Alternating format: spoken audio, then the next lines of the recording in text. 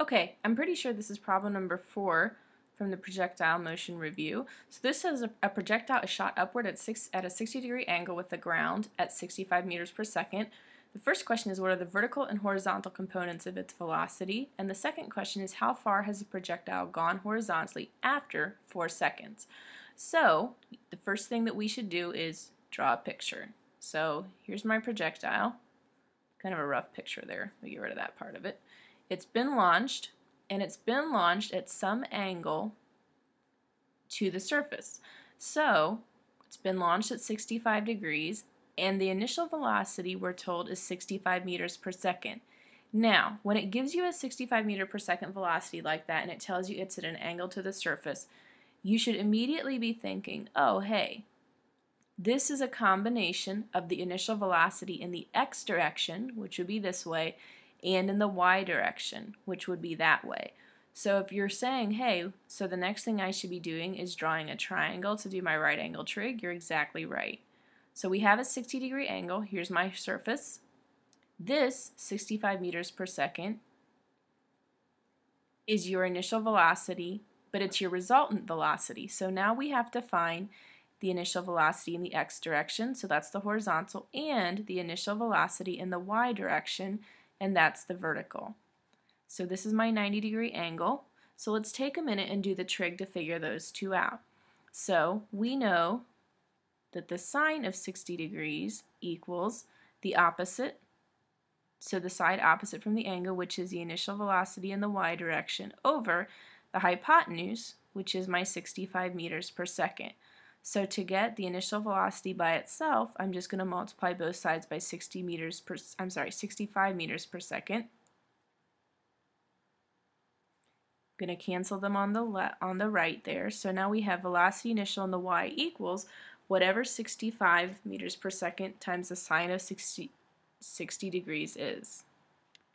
So I got 56.29 meters per second, because that's the only label that we have going on over here. Now we can do the same thing to get the velocity initial in the x by taking the cosine of 60 degrees, which is equal to the adjacent side. So adjacent to my angle is velocity initial in the x over 65 meters per second. So again, I want to multiply both sides by 65 meters per second. And let me just clarify one more time. We got the 65 meters per second here because the cosine of theta, our angle, is equal to the adjacent side over the hypotenuse. So the cosine of theta equals velocity initial in the x, which is the adjacent side, over 65 meters per second, which is the hypotenuse. So these are going to cancel, and we're left with velocity initial in the x direction equals, I got 32.5 meters per second. So that actually answers A. So the question A said was, what are the vertical and horizontal components? Well, the vertical component of the velocity is in the y direction. So the vertical component was 50, let's see, if we go 2 sig figs, it would be 56 meters per second.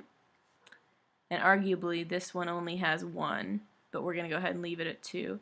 And then velocity initial in the x is 33 meters per second. Now B says, okay, that's fine, but what about if I give you a time, how far has the projectile gone horizontally after 4 seconds? Can you figure that out? So let's take a minute and draw in the table, and let's plug in the information that we know. So we have info in the x and info in the y, and I'm going to go ahead and say we have y, and let's do just the first half of the y trajectory. This is one of those situations where that projectile is being launched upward, so it's going to peak and come back down. So for now, let's just go ahead and fill in what we know for the first half of the trajectory. Okay?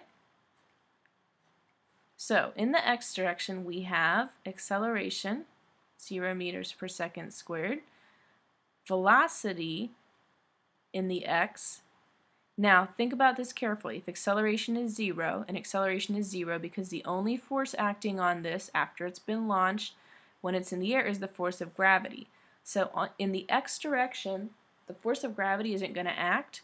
So in the x direction, the force of gravity isn't going to act. It tells us that whatever velocity there is initially in the x direction is going to continue on throughout the length or throughout the entire time period that this particular projectile is in the air. So we don't know the displacement in the x direction. And this one is telling us actually that we're supposed to just plan on time being 4 seconds for now in the x direction. So it's not a bad idea to go ahead and fill out what you know in the y direction. Acceleration in the y direction, again, negative 9.8 meters per second squared. Velocity initial in the y direction is 56. I'm going to go ahead and use 56.29 meters per second because, again, if you have more detail, it would be better to use it, which actually, now that I think about it, let's go back and change this. This instead of 33, let's go ahead and use 32.5 since it's a little more precise than the 33 was. Velocity final in the y direction then would be 0 meters per second, and it'd be 0 meters per second because we're only talking about first half of the trajectory, which means it's going to peak, and when it peaks it hits 0 because it's got to come back down.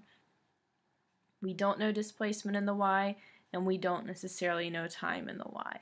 But in this particular case, if this is B, B is saying, hey, if you're in the air for 4 seconds, what's the displacement?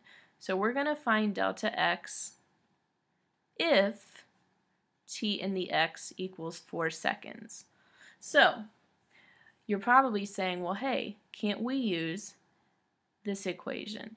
Average velocity in the x equals displacement in the x over time, and we can. Why can we use this one? I'm hoping you're saying because acceleration equals 0. That's the only reason we can use this equation.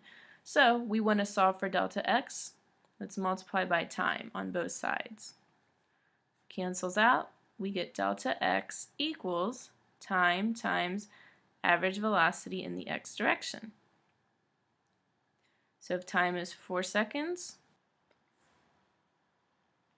and the average velocity in the x is 32.5 meters per second, we get a displacement of 130 meters because our seconds cancel. So that tells us if this projectile is in the air and it's moving horizontally after 5 seconds, this is how far it will have gone from its point of launch or from its origin.